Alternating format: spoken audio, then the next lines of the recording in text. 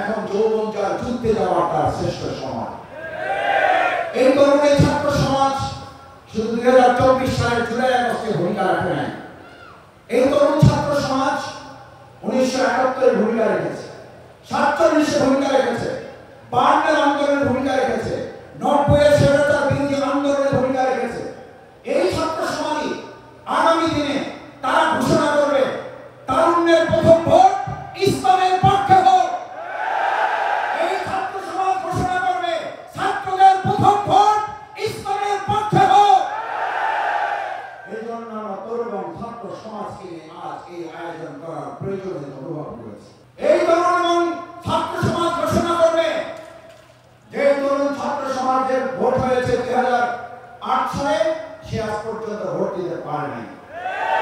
এখানে এমন অনেক তরুণ যুবকেরা আছেন 2008 সালে তার ভোট ছিনতাই করার সুযোগ হয় নাই।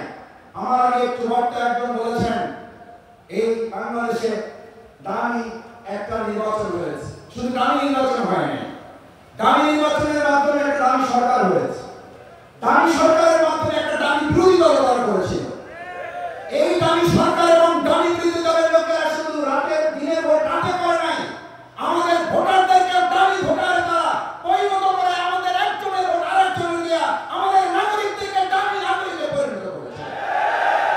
আমি সেই তরুণ যুবকদের ছাত্রদের কাছে জানতে চাই, তোমাদের রক্তের উপর দিয়ে যে বাংলাদেশে আর এই সুন্দর উন্মুক্ত পরিবেশ, এই উন্মুক্ত পরিবেশে আমাদেরকে আবার কেউ দামি নাগরিক, আমাদেরকে আবার কেউ দামি ভোটারে পরিণত করো, এটাকে আমরা কেউ দেখতে চাই?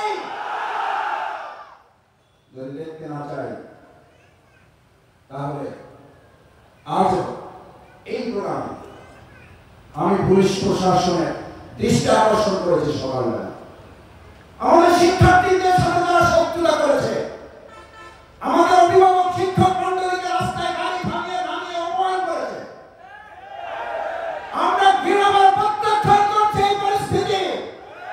আমরা একটা কথা পরিষ্কার বলতে চাই, ফ্যাসিস্টের উত্থান করার মধ্য দিয়ে, দেশটাকে বাধ্য করার মধ্য দিয়ে যে ফ্যাসিস্টের কবর রচনা হয়েছে, আর নতুন কোন ফ্যাসিস্টের মাথা উঁচু করে দাঁড়ানোর বাংলাদেশে দেখতে চায় না।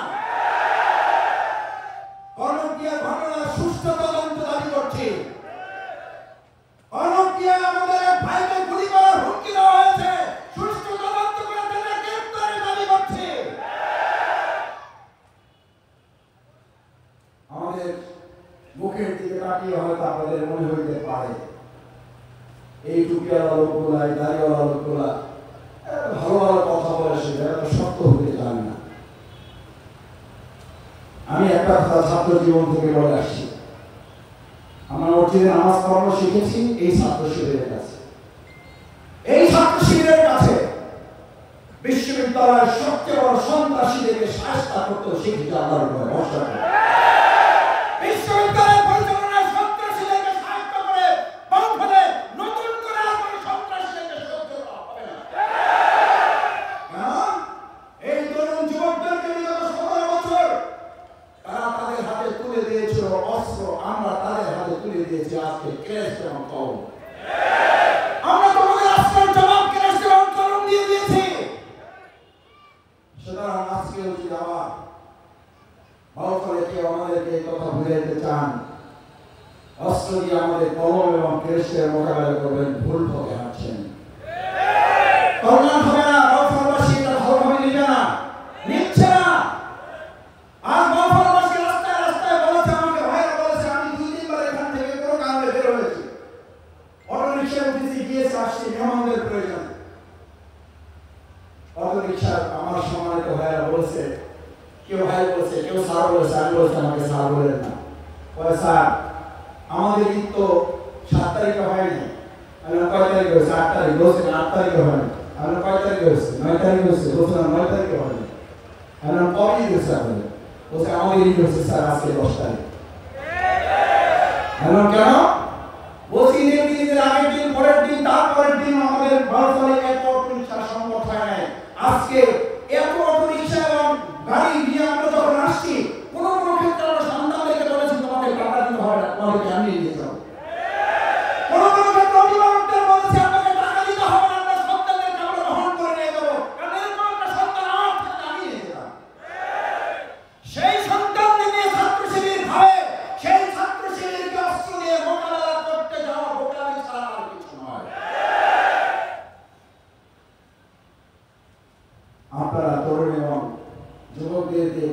ব্যাংক তৈরি করেছিলেন, আমরা তাদের হাতে কোরআন পৌঁছে দিয়ে আত্মকর্মসংস্থানের ব্যবস্থা করে দিয়েছি।